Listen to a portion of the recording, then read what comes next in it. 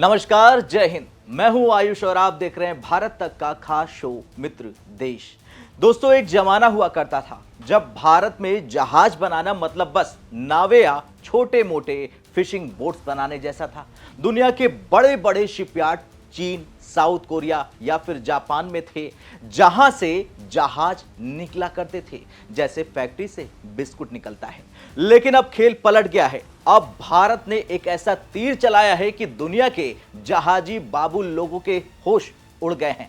जी हां, आज हम बात करने जा रहे हैं स्वान डिफेंस एंड हेवी इंडस्ट्रीज यानी कि SDHI की, जिसने हाल ही में बड़ा मुकाम हासिल किया, जिसने हाल ही में $227 मिलियन यानी करीब 1900 करोड़ रुपए का एक जबरदस्त कॉन्ट्रैक्ट साइन कर लिया है। वो भी European ship owner रेडरिएट Stenson SSC, जो नॉर्वे की कंपनी है। कुल 6 केमिकल टैंकर बनाने का ऑर्डर है और वो भी भारत की पिपावाव शिपयार्ड में।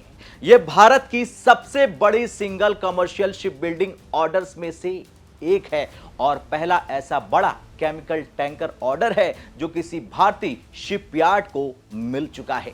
अब दुनिया सोच रही है कि ये इंडियंस अब जहाज भी बनाने लगे हैं, एक्सपोर्ट भी करने लगे हैं। तो जवाब है हाँ, इंडियंस उतर चुके हैं मैदान में और इंडियंस अब जहाज भी एक्सपोर्ट करने लगे हैं। यह खबर सिर्फ एक कॉन्ट्रैक्ट की नहीं होने वाली है, ये भारत की मेक इन इंडिया की सबसे बड़ी जीतों में से एक है, जहां हम सिर्फ IT या फार्मा में नहीं बल्कि हैवी इंडस्ट्री में भी दुनिया को चुनौती देने उतर चुके हैं। तो चलिए आइए इस पूरी खबर को खोलकर समझते हैं स्टेप बाय स्टेप और ढेर सारी डिटेल्स के साथ। सबसे पहले जान लीजिए ये SDHI है कौन और ये कॉन्ट्रैक्ट है क्या। दरअसल swan defence and heavy industries limited यानी कि SDHI कोई नई नवेली कंपनी नहीं है दोस्तों।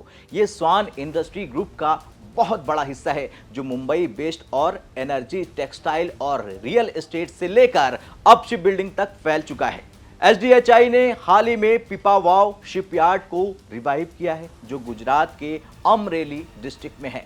यह शिपयार्ड पहले Reliance naval and engineering limited यानी कि RNEL का था, जो अनिल अंबानी ग्रुप का हिस्सा हुआ करता था। लेकिन साल 2022 से 24 के बीच ये दिवालिया प्रोसेस से गुजर गया और फिर क्या था, स्वान ग्रुप ने इसे खरीद लिया। निवेश हुआ $500 मिलियन से ज्यादा की प्लान के साथ ताकि इसे वर्ल्ड क्लास शिपयार्ड बना दिया जाए। अब कॉन्ट्रैक्ट की डिटेल्स की बात कर ली जाए तो 23 जनवरी 2026 वो तारीख थी जब SDHI ने ऐलान किया कि उन्होंने रेडरिएट AS के साथ $227 मिलियन का एग्रीमेंट साइन कर लिया। इसमें 6 IMO टाइप 2 केमिकल टैंकर बनाने का, हर एक डेड वेट टनेज यानी कि DWT 18,000 टन का।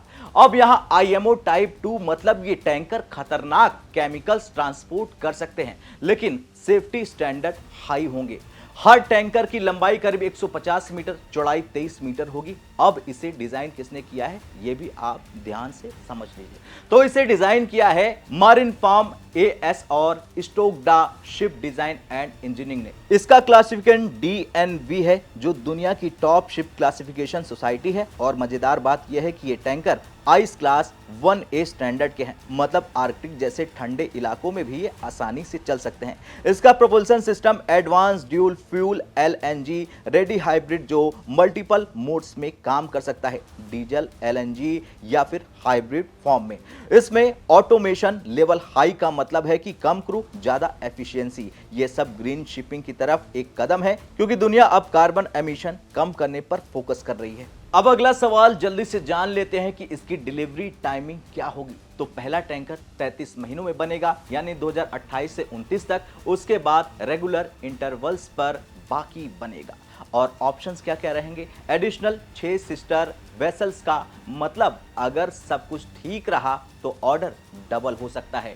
यानी कुल मिलाकर भारत की कंपनी ने नवंबर 2025 में LOI साइन किया था और अब फुल कॉन्ट्रैक्ट हासिल करके इतिहास रच डाला है। अब कहीं ना कहीं इतने बड़े कॉन्ट्रैक्ट से दुनिया के शक्तिशाली देशों की नींद उड़ चुकी है और इसके लिए आपको ग्लोबल शिप बिल्डिंग का सीन समझना होगा। दरअसल दुनिया में शिप बिल्डिंग इंडस्ट्री का मार्केट साइज करीब $150 बिलियन का है और टॉप प्लेयर्स चीन 40% शेयर के साथ है, साउथ कोरिया 25% और जापान 15% शेयर के साथ आगे बढ़ चुके हैं। लेकिन यहीं पे आता है भारत अभी सिर्फ 1 से 2% पर है, लेकिन यह ऑर्डर एक बड़ा गेम चेंजर है, क्योंकि यह पहला ऑर्डर एक्सपोर्ट ऑर्डर है केमिकल टैंकर कैटेगरी में। ऐसे में यूरोपियन कंपनी ने इंडियन शिपयार्ड को चुन लिया, वो भी कॉम्प्रिहेंसिव टेक्निकल और कमर्शियल एवोल्यूशन के बाद। अब रेडिएट एएस ने कह दिया है कि यह हमारा पहला new building contract Indian shipyard के साथ है। उन्होंने भारत को इसलिए चुना क्योंकि पिपावाव शिपयार्ड अब रिवाइव्ड है,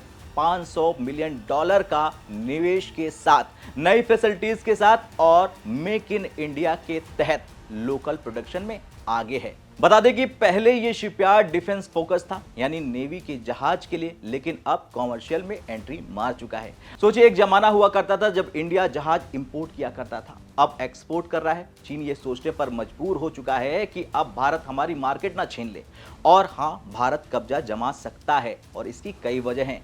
क्योंकि भारत की लेबर कॉस्ट कम है, टेक्नोलॉजी अपग्रेड हो रही है लगातार, और सबसे बड़ी बात, मोदी गवर्नमेंट यानी गवर्नमेंट सपोर्ट जैसे ship building financial assistant policy के साथ उतर चुकी है, और ये फैक्ट भी सबसे बड़ा है। अब जरा जान लीजिए कि रेडिएट स्टेंसन एएस कौन है। दरअसल ये नॉर्वे की कंपनी है जो 1970 से शिपिंग में है। उसके पास 20 से 25 टैंकर है और ज्यादा केमिकल और प्रोडक्ट ट्रांसपोर्ट के लिए यूज करता है। यूरोप में स्ट्रॉन्ग प्रेजेंस है, और अब इंडिया से जहाज ऑर्डर, ये भारत की क्रेडिबिलिटी को साफ तौर पर दिखाता है।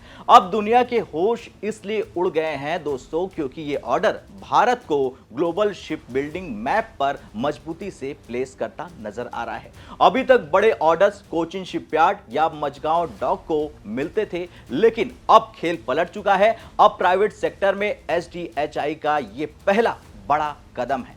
अब जरा थोड़ा सा बैक इन टाइम में जाया जाए। पिपावाव शिपयार्ड 1997 में शुरू हुआ, भारत का सबसे बड़ा प्राइवेट शिपयार्ड था ये। 2005 में SKIL इंफ्रास्ट्रक्चर ने इसे खरीद लिया, फिर 2015 में रिलायंस ने इसे खरीद लिया, लेकिन रिलायंस के तहत ये डिफेंस प्रोजेक्ट में फंस गया।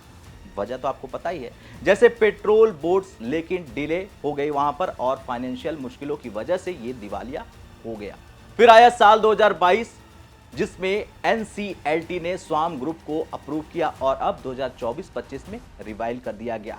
पहला प्रोजेक्ट था साल 2024 में एक छोटा डिलीवरी का, अब ये बड़ा ऑर्डर बनता हुआ दिख रहा है। स्वान ग्रुप ने क्या किया, अब इसके लिए ये भी अच्छे से समझ लीजिए, जान लीजिए।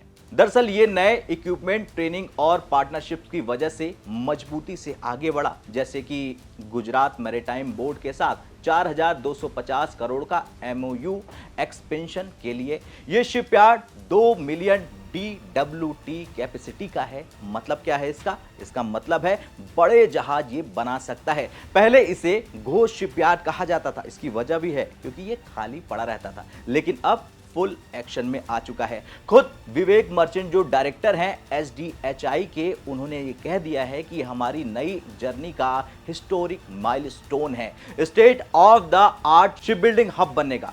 अब अगर आप सोच रहे हैं कि आखिर ये केमिकल टैंकर होते क्या हैं, तो ध्यान से इसे समझ लीजिए। नॉर्मल टैंकर ऑयल या वाटर कैरी करते हैं, लेकिन केमिकल टैंकर स्पेशल होते हैं जो कि एसिड, अल्कोहल और फर्टिलाइजर जैसे खतरनाक केमिकल्स को ट्रांसपोर्ट करते हैं। IMO टाइप 2 मतलब medium risk chemical, type 1 high risk और टाइप 3 लो होते हैं। ये टैंकर स्टेनलेस स्टील या फिर कोटेड टैंक्स से बने हुए होते हैं ताकि केमिकल्स रिएक्ट ना कर पाएं। सेफ्टी फीचर्स भी इसके कमाल के हैं, क्योंकि ये डबल हल सेग्रीगेटेड टैंक्स इमरजेंसी शटडाउन से लेस होते हैं। अब ये जरूरी क्यों है, ये भी जानना जरूरी है, क्योंकि ग्लोबल ट्रेड में केमिकल्स 10% से ज्यादा शिपिंग वॉल्यूम में है। यूरोप में स्ट्रिक्ट रेगुलेशंस हैं, जैसे कि EU ग्रीन डील जो LNG रेडी शिप्स को प्रमोट करती है। लेकिन दूसरी तरफ SDHI के टैंकर्स हाइब्रिड है, मतलब फ्यूचर प्रूफ हैं। कॉस्ट की बात कर ली जाए तो हर टैंकर की कीमत करीब $38 मिलियन है, लेकिन ऑप्शंस के साथ टोटल कितना होता है, 454 मिलियन तक ये आसानी से जा सकता है। बता दें कि भारत की शिप बिल्डिंग हिस्ट्री पुरानी है। सिंधु घाटी से जहाज बनते थे, लेकिन मॉडर्न टाइम में 1950 के दशक से ये शुरू हुए और कोचिन शिपयार्ड PSU लीडर बन गया। अब प्राइवेट सेक्टर में मझगांव, एल&टी और एबीजी ताकतवर खिलाड़ी हैं, लेकिन चुनौतियां भी काफी ज्यादा हैं। इसकी वजह भी है क्योंकि ये high cost low tech transfer वाले हैं। इतना ही नहीं, मोदी सरकार ने साल 2016 में शिप बिल्डिंग पॉलिसी ला दी, 30% सब्सिडी के साथ, टैक्स ब्रेक्स के साथ, और रिजल्ट देखिए, साल 2025 तक ऑर्डर बुक 10 मिलियन DWT का। अब इस ऑर्डर का इंपैक्ट भी तगड़ा है। इससे 10,000 से ज्यादा जॉब्स क्रिएट होने वाली हैं, लोकल सप्लाई चेन बूस्ट होने वाली है, और इतना ही नहीं, एक्सपोर्ट वैल्यू बढ़ जाएगी क्योंकि भारत अब शिप रिपेयर से शिप बिल्डिंग में शिफ्ट हो चुका है। अब चीन की लेबर कॉस्ट बढ़ रही है, तो इंडिया के लिए ये सही मौका है और इस पे कब्जा भारत जमा सकता है। ये कहना कहीं से गलत नहीं होगा कि पहले हम जहाज खरीदते थे, अब बेचते हैं। जैसे चाय वाला अब स्टारबक्स चला रहा है। ऑर्डर ऐलान के बाद स्वान एनर्जी के शेयर्स 5 से 10% जंप दिखाई दे रहे हैं। इतना ही नहीं, इसी वजह से निवेशक खुश हैं क्योंकि ऑर्डर बुक मजबूत हो चुकी है। लेकिन रिस्क भी बहुत ज्यादा है, जैसे डिले, कॉस्ट ओवररन और ग्लोबल शिपिंग स्लोडाउन, जैसे कि रेड सी क्राइसिस। फिर भी पॉजिटिव इंपैक्ट दिख रहा है क्योंकि भारत की defence and heavy industry growth 15% CAGR में जा चुकी है। ये तो बस शुरुआत है और SDHI अब और ऑर्डर्स टारगेट कर रहा है डिफेंस में, ऑफशोर, कॉमर्शियल में। पिपावाव को एक्सपेंड करने का प्लान भी बना लिया गया है। खैर, कुल मिलाकर भारत का टारगेट 2047 तक ग्लोबल शिप बिल्डिंग में टॉप 5 पर पहुंचना है। और ये ऑर्डर जो अभी मिला है, ये उस दिशा में बहुत बड़ा कदम है। दुनिया के होश उड़ गए हैं क्योंकि ये प्रूव करता है, प्रमाणित करता है कि भारत अब सिर्फ सॉफ्ट पावर नहीं, हार्ड इंडस्ट्री में भी सुपर पावर बनने की क्षमता रखता है। अब अंत में आपसे सवाल है कि क्या भारत इस सेक्टर में किंग बन सकता है चीन को पछाड़कर? हाँ या ना में आप कमेंट कर अपनी राय जरूर दें। कल फिर से मिलते हैं मित्र देश के एक और वीडियो में, तब तक के लिए जय हिंद, जय भारत।